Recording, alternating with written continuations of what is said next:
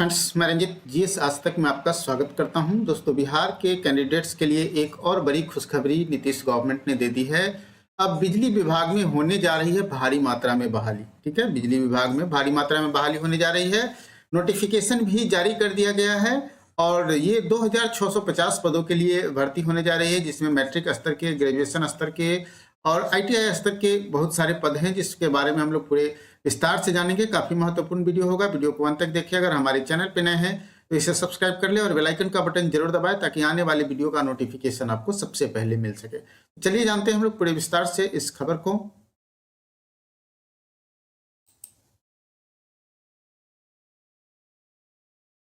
दोस्तों, जैसा कि आप लोग देख पा रहे होंगे कि ये बिहार गवर्नमेंट का नोटिफिकेशन है, स्पष्ट रूप से Bihar state power holding company limited के अंतर्गत। ठीक है, अब आप ये कह रहे होंगे कि ये लिमिटेड कंपनी है तो क्या बहाली जो है वो परमानेंट हो रही है या फिर कॉन्ट्रैक्ट बेसिस पर हो रही है, ये सवाल आपके मन में उत्पन्न हो रहा होगा।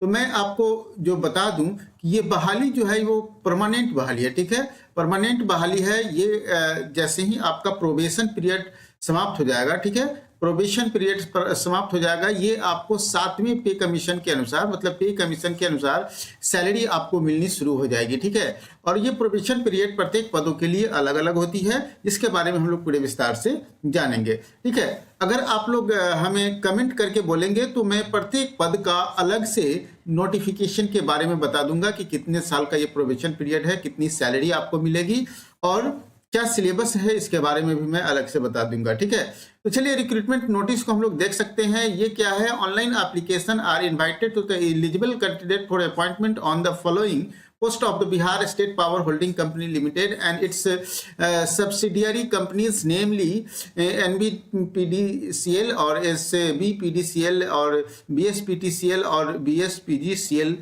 as per the following given। मतलब स्पष्ट रूप से है कि ऑनलाइन एप्लीकेशन इनवाइट किया गया है बिहार पावर होल्डिंग कंपनी के अंतर्गत जो भी उनके अनुषंगी कंपनी है, अनुषंगी संस्थाएं हैं ये 4, इनके लिए, इनमें काम करने के लिए पदों पर रिक्रूटमेंट किया जा रहा है। ठीक है, तो सबसे पहला बात है कि पहला जो है नोटिफिकेशन उसमें देख रहे हैं कि असिस्टेंट एग्जीक्यूटिव इंजीनियर के लिए जीटीओ 40 पद है, जिसमें आपको फुल 4 ईयर इंजीनियरिंग डिग्री आपको चाहिए।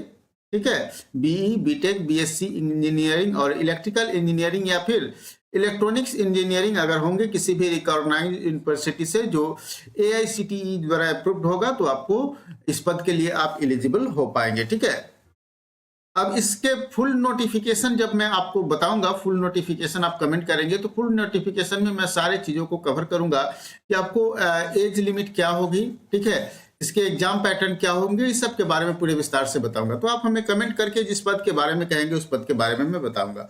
ठीक है, दूसरा जो इसका नोटिफिकेशन है वो जूनियर इलेक्ट्रिकल इंजीनियर जीटीओ। ठीक है, इसमें भी 40 पद है और 3 साल का डिप्लोमा इलेक्ट्रिकल, ठीक है, रिकॉग्नाइज्ड इंस्टीट्यूट या कॉलेज से होना चाहिए जो एआईसीटीई के द्वारा अप्रूव्ड होगा। ठीक है, चलिए नेक्स्ट है तीसरा जो नोटिफिकेशन है वो करस्पॉन्डेंस क्लर्क और स्टोर असिस्टेंट। ये पद जो है वो ग्रेजुएट लेवल के पद है, जिसमें 150 पद है।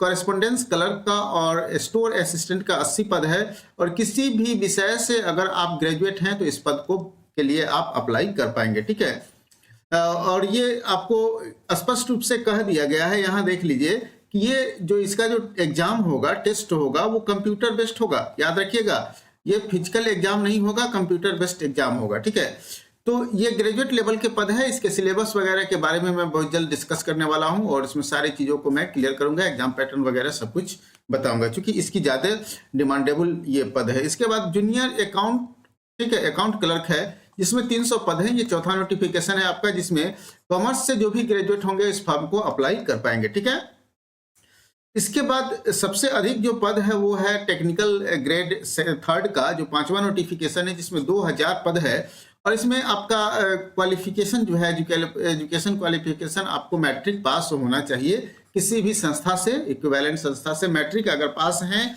और साथ साथ आपके पास मैट्रिक पास के साथ साथ अगर आईटीआई का सर्टिफिकेट है 2 साल का, ठीक है, इलेक्ट्रीशियन ट्रेड और एनी इंस्टीट्यूट इलेक्ट्रिशियन ट्रेड में है तो डेफिनेट रूप से आप इस फॉर्म के लिए एलिजिबल हो पाएंगे, फॉर्म भर पाएंगे। ठीक है, तो ये मतलब कुल मिलाकर देखा जाए तो 6 पदों पर बहाली होनी है। ठीक है, और 5 नोटिफिकेशन जारी किया गया है इसके लिए अलग अलग। और इन सभी नोटिफिकेशन को आप डाउनलोड कर पाएंगे कहाँ से? स्टेट बिहार गवर्नमेंट के वेबसाइट से डाउनलोड कर पाएंगे, ठीक है। और ऑनलाइन रजिस्ट्रेशन की प्रक्रिया जो शुरू होगी वो 1 अप्रैल से शुरू होने जा रही है, ठीक है। ऑनलाइन फॉर्म भरने की प्रक्रिया कब से शुरू होगी? 1 अप्रैल से। और क्लोजिंग डेट इसका जो है वो 30 अप्रैल को है। थोड़ा सा मैं इसका आप लोगों को झलक दिखा दूंगा कि क्या क्या इसमें मतलब ये सभी जो है वो परमानेंट जॉब है या फिर आप लोग के मन में जो संशय होगा थोड़ा सा मैं दूर कर दे रहा हूं, लेकिन इसके लिए अलग से मैं पूरे विस्तार से बताऊंगा। ये पहला एम्प्लॉयमेंट नोटिस आप देख पा रहे होंगे, पहला एम्प्लॉयमेंट नोटिस है इसी का, बिहार स्टेट पावर होल्डिंग का। इसमें स्पष्ट रूप से कहा गया है कि आपका देखिए ये परमानेंट है या नहीं है, इसके बारे में मैं बता रहा था। तो स्पष्ट रूप से आप देख लीजिए कि ये परमानेंट है कि नहीं है। यहाँ स्पष्ट रूप से क्या कहा गया है कि ये देखिए कंसोलिडेट पे आपको मिलेगा 36,800 से लेकर 5800 के बीच। ये आपका प्रोबेशन पीरियड का पे स्केल है। 1 year during the probation period start with the consolidate month पे 36,800 का आपको मिलेगा, ठीक है। लेकिन आफ्टर 1 ईयर जैसे ही आपका प्रोबेशन पीरियड समाप्त होगा आपको ये लेवल 9 का पद हो जाएगा। 7th CPC के अनुसार, 7th पे कमीशन के अनुसार लेवल 9 का पद मतलब 5400 ग्रेड पे का ये पोस्ट हो जाएगा, ठीक है। कितने का?